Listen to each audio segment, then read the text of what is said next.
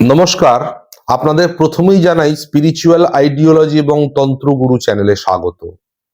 আপনাদের ইতিপূর্বে একটি ভিডিওতে আমি বলেছিলাম ব্যবসা সংক্রান্ত টোটকা, যে টোটকা 100% পরীক্ষিত এবং দোকানদারদের মুখ থেকে বলা সত্য, সেই সত্য এবং পরীক্ষিত একটি ক্রিয়া বলেছিলাম এবং সেখান থেকে বহু মানুষ উপকৃত হয়েছেন, তারা আমাকে জানিয়েওছেন।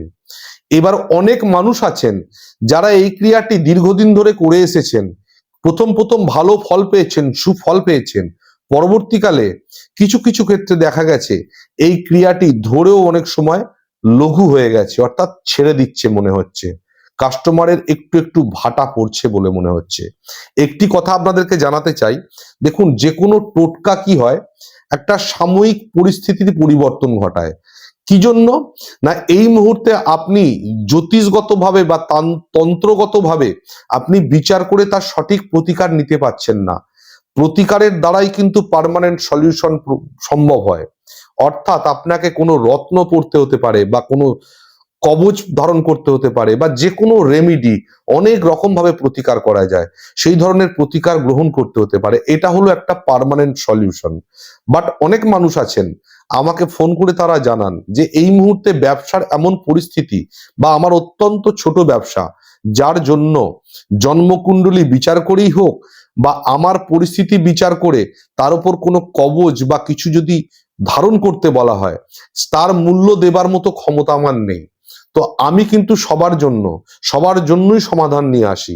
এই নয় যে শুধুমাত্র লক্ষ লক্ষ টাকা মূল্য নেব আর তার বিপরীতে আপনাদের কাছে সেই গ্রহরত্ন বা তন্ত্রমতে বিভিন্ন উপায় বা রেমিডিগুলো আপনাদেরকে পৌঁছে দেবো, সেটা আমার উদ্দেশ্য নয়। আমার উদ্দেশ্য হলে আমার এই পরিবার, তন্ত্রগুরু স্পিরিচুয়াল আইডিওলজির পরিবারের যারা সদস্য, তারা যেমনই হোক, গরিব হতে পারে, ধনী হতে পারে, মধ্যম হতে পারে, প্রত্যেকে যেন এক পরিবারে খুশি মনে হাসি মুখে থাকে। তাই আমার টোটকাগুলি দেওয়ার মুখ্য উদ্দেশ্য হলো যে এমন একটি পর্যায়ে বা এমন একটি পরিস্থিতিতে আপনি পৌঁছে যান, যাতে করে কমসে কম পার্মানেন্ট সলিউশনের জন্য আপনি সঠিকভাবে প্রতিকারগুলো নিতে পারেন। আমি বলছি না আমার কাছ থেকেই প্রতিকার নিতে হবে, অন্তত এই ক্যাপাবিলিটি বা এই রকম একটা আপনার আর্থিক পরিস্থিতি তৈরি হোক, যার মাধ্যম দিয়ে আপনি যে কোনো জায়গায় ভালো মানুষকে দিয়ে আপনার সমস্ত কিছু বিচার করিয়ে আপনি তার প্রতিকার গ্রহণ করবেন। কাজেই এই যে টোটকা, এগুলো একটা টেম্পোরারি সলিউশন, যেখান থেকে আপনি একটা গ্রোথ পাবেন এবং খুব কুইক পাবেন। বাট টোটকা এই নয় যে সারা জীবন ধরে আপনাকে এক লেভেলে রেখে দেবে। এটাই হচ্ছে টোটকার বৈশিষ্ট্য। তবুও যারা ইতিপূর্বের ওই ভিডিওটি দেখে টোটকা পালন করেছেন, এবং ভিডিওটির লিংক আমি ডেসক্রিপশন বক্সে দিয়ে রাখলাম, যেখান থেকে আপনারা ভিডিওটি কোনো কারণে না দেখে থাকলে আবার দেখে নিতে পারবেন। ওই ভিডিওটি দেখে যারা টোটকা পালন করেছেন, টোটকার ভালো রেজাল্টও পাচ্ছিলেন, কিন্তু টোটকার এই মুহূর্তে সেভাবে কোনো রেজাল্ট উপলব্ধি করতে পারছেন না, অর্থাৎ ব্যবসা গ্রোথ নিয়ে আবার যেন ডাউনের দিকে যাচ্ছে, তাদের জন্য বলছি, টোটকা অনেক সময় কেটে যায় কি করে জানেন তো? অনেক শত্রুর এমন কিছু ক্রিয়া আছে যেই ক্রিয়াগুলি টোটকার ওপর চাপিয়ে দেয়, এবং সে বুঝতে পারছে যে আপনার দোকানে হঠাৎ করে একটা কাস্টমারের ভিড় লাগছে, আপনার দোকানে সেল বেড়ে গেছে, এগুলো সে উপলব্ধি করতে পেরে আপনার পরিচিত ব্যক্তি বা আপনার পাশাপাশি দোকানদাররাই কোনো খারাপ ক্রিয়া বা টোনার মাধ্যম দিয়ে বা তন্ত্রের অপপ্রয়োগের মাধ্যম দিয়ে আপনার দোকানকে বেঁধে দেওয়ার চেষ্টা করে, যার জন্যই অনেক সময় টোটকা ধরেও ছেড়ে দেয়। তো আজকে আমি আপনাদেরকে জানাবো, এই যারা আপনার এই ধরনের খারাপ ক্রিয়াগুলো করছে, তারা হচ্ছে আপনার শত্রু। তো সেই শত্রুকে দমন করে কিভাবে আপনার টোটকাকে আবার পুনরুজ্জীবিত করতে পারবেন আপনি, অর্থাৎ টোটকার যে সুফল যেটা আপনি পেয়ে এসেছিলেন, সেটা আবার কি করে পেতে পারেন। এবং পাশাপাশি শুধুমাত্র ব্যবসাদার নয়, প্রত্যেকটি ক্ষেত্রেই যারা মনে করেন কিছু শত্রু আমার আছে, এবং সেই শত্রু চেনা শত্রু হতে পারে বা অচেনা শত্রু হতে পারে, অর্থাৎ আপনি জানেন এ আমার সঙ্গে শত্রুতা করছে, সেরকম হতে পারে, বা আপনি ভাবতে পারছেন যে আমার সঙ্গে শত্রুতা হচ্ছে, কিন্তু কে করছে আপনি ধরতে পারছেন না, সেরকম হতে পারে। এই সমস্ত ক্ষেত্রেই এই ক্রিয়াটি কিন্তু অত্যন্ত একটা সফল ক্রিয়া, এবং এটাও পরীক্ষিত এবং সত্য ক্রিয়া। আপনারা ভিডিওটি মন দিয়ে দেখবেন এবং ক্রিয়াটি পালন করে দেখবেন। আমি নিশ্চিত যে শত্রুরা আপনাকে উত্ত্যক্ত করছে, যে শত্রুর দ্বারা আপনার কর্মজীবনে প্রভাব ফেলছে, কুপ্রভাব ফেলছে সেই শত্রুরা দমন হবেই। দেখুন, তন্ত্রমতে ষটকর্ম আছে, এর ভালো দিকও আছে, খারাপ দিকও আছে। অনেক সময় আমাকে বিভিন্নভাবে অনুরোধ করা হয় যে আমার শত্রুকে আপনি একদম প্রাণে মেরে ফেলুন, মারণ ক্রিয়ার মাধ্যম দিয়ে, বা অনেক খারাপ ক্রিয়া করতে বলে। কিন্তু আমি আপনাদেরকে আগেও বলেছি, আমি এই ধরনের খারাপ ক্রিয়া করতে রাজি নই। তার কারণটা হচ্ছে, মাতৃ সাধনা করি, জীবের মধ্যেই শিবের বাস, এই কথাটা আমি মানি। কোনো জীবকে ক্ষতি পৌঁছে, শারীরিকভাবে ক্ষতি পৌঁছে কোনো ক্রিয়া করা উচিত নয়। সেক্ষেত্রে সেই ক্রিয়ার বিফল স্বরূপ আপনার ক্ষেত্রেও ক্ষতি হতে পারে, আমার শরীরেও ক্ষতি আসতে পারে। এবং সর্বোপরি মায়ের সাধনা নিয়ে ব্যস্ত থাকি, মায়েরই নির্দেশ বলতে পারেন, মানুষের কোনো ক্ষতিক্রিয়া আমি করি না। কিন্তু হ্যাঁ, যে ক্ষতি আপনার করছে তাকে দমন করানো, বা তার সেই ক্ষতির ক্রিয়াটি যেন আপনার উপর কোনো নেগেটিভ প্রভাব না ফেলতে পারে, সেই ব্যবস্থা আমি করে থাকি।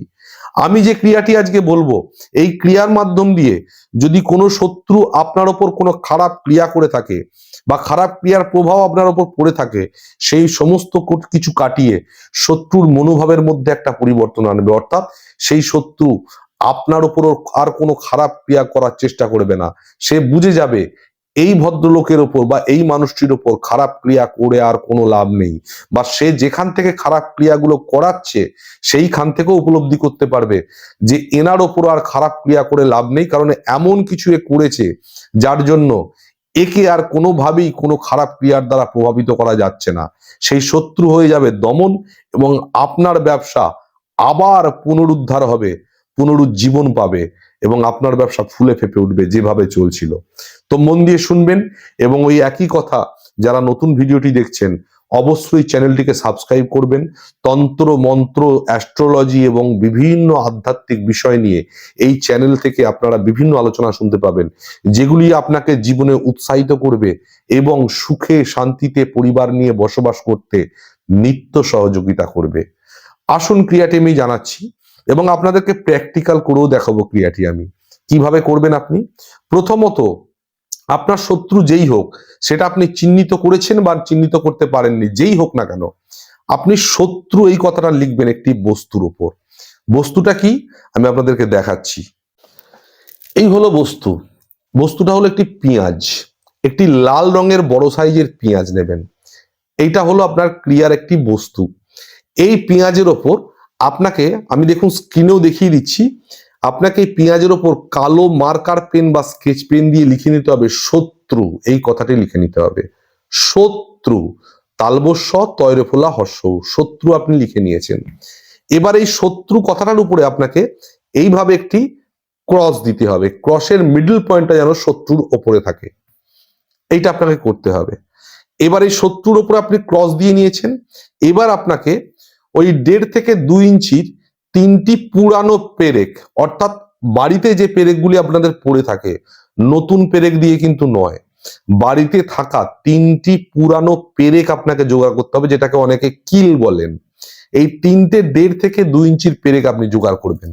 আমিও 3টে 2 ইঞ্চির পেরেক জোগাড় করেছি।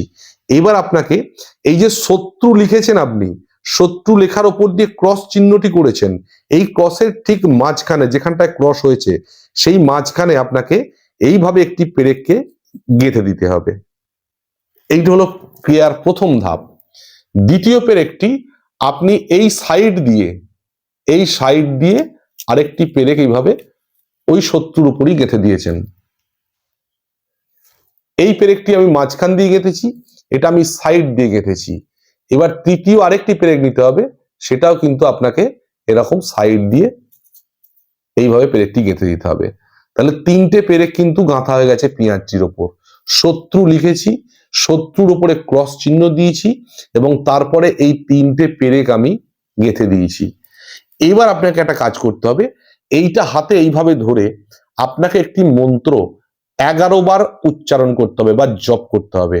মন্ত্রটি কি সেটা আপনারা স্ক্রিনে দেখছেন এবং আমি বলেও দিচ্ছি। মন্ত্রটি হলো ওং নমঃ ভগবতে মহাকাল ভৈরবায় নমঃ মম সর্বশত্রু নাশয় হুম ফট স্বাহা। এই মন্ত্রটিকে আপনাকে 11 বার জপ করতে হবে। 11 বার যখনই মন্ত্রটি জপ হয়ে গেল, তখন ঠিক বিকালের পর গোধূলি লগ্নে, সন্ধ্যার আগে বিকাল বেলার পর, ওই মাঝখানটার সময়, অর্থাৎ গোধূলি লগ্ন আপনারা কম বেশি সবাই বোঝেন। এই গোধূলি লগ্নে আপনাকে এই পেরেক গাঁথা পেঁয়াজটি কোনো একটি নির্জন স্থানে ছোট্ট একটি গর্ত করে 6 ইঞ্চি মতো গর্ত করবেন। সেই গর্ত করে তার মধ্যে এই পেঁয়াজটিকে ফেলে দেবেন এবং তারপর আপনি এর উপর মাটি চাপা দিয়ে দেবেন। এই হলো আপনার ক্রিয়া। এবং এই যে পেঁয়াজের যে ক্রিয়াটি আপনি শুরুও করেছেন, এটাও কিন্তু বিকালের দিকেই করবেন। ক্রিয়াটি করার পর মন্ত্র জপ করে গোধূলি লগ্নে আপনি নির্জন স্থানে 6 ইঞ্চি মাটি খুঁড়ে তার মধ্যে পেঁয়াজটি ফেলে দিয়ে আপনি মাটি চাপা দিয়ে দিলেন। এই হলো আপনার সম্পূর্ণ ক্রিয়া। আপনি দেখে নিন এই ক্রিয়াটি করার 27 দিনের মধ্যে কি ফল পাচ্ছেন আপনি। যারা আপনার সঙ্গে শত্রুতা করে এসেছিল তারা অলরেডি কিন্তু আপনার কাছ থেকে দূরে চলে যাবে। তারা বুঝতে পেরে যাবে এখানে ক্রিয়া, খারাপ ক্রিয়া করে আর কোনো লাভ নেই, বা তারা চেষ্টা করলেও সেই খারাপ ক্রিয়া বা তন্ত্রের অপপ্রয়োগ আপনার ওপর আর খাটবে না। দোকান যেভাবে রমরমিয়ে চলছিল, দোকানে যেভাবে কাস্টমার আসছিল, সেভাবে আবার রমরমিয়ে চলবে। এবং যারা অন্য কর্মক্ষেত্রেও আছেন, ব্যবসা ছাড়া মনে হচ্ছে আপনার শত্রু আছে, সেই শত্রুরা আপনার উপর ক্রিয়া করে চলেছে, তারাও এই ক্রিয়াটি করে দেখুন। এই ক্রিয়া কিন্তু অসম্ভব শক্তিশালী একটি ক্রিয়া। এই ক্রিয়ার বিভিন্ন ভাবে হয়, এর থেকেও মারাত্মক ভাবেও হতে পারে, কিন্তু সেটা মানুষের অনেক ক্ষতির কারণ হয়ে দাঁড়ায়।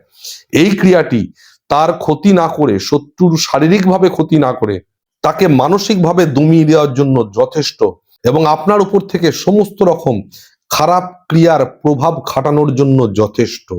কাজেই এই ক্রিয়াটি আপনারা করুন। ক্রিয়াটি কোন দিন করবেন? বুধ এবং শুক্রবার ছাড়া সপ্তাহের যে কোনো দিন আপনি এই ক্রিয়াটি করতে পারেন। আমি নিশ্চিত আপনারা খুব ভালো ফল পাবেন, এবং অবশ্যই আমাকে কমেন্ট করে জানাবেন ক্রিয়াটি করে কিরকম ফল পাচ্ছেন। 27টা দিন থেকে 30টা দিনের মধ্যে আপনি এই ক্রিয়ার ভালো ফল পাবেন। তো আশা করি আপনারা এই ক্রিয়াটি পালন করবেন, কারণ ইতিপূর্বে বহু ক্রিয়া বা বহু টোটকা পালন করে আপনারা ভালো ফল পেয়েছেন, নিজেরাই জানিয়েছেন। এই ক্রিয়া পালন করেও বিশ্বাস রাখুন, মনে ভক্তি রাখুন, আপনারা অবশ্যই ভালো ফল পাবেন। আবার দেখা হবে পরের ভিডিওতে। ততক্ষণ পর্যন্ত আপনারা সুস্থ থাকবেন, ভালো থাকবেন। ধন্যবাদ।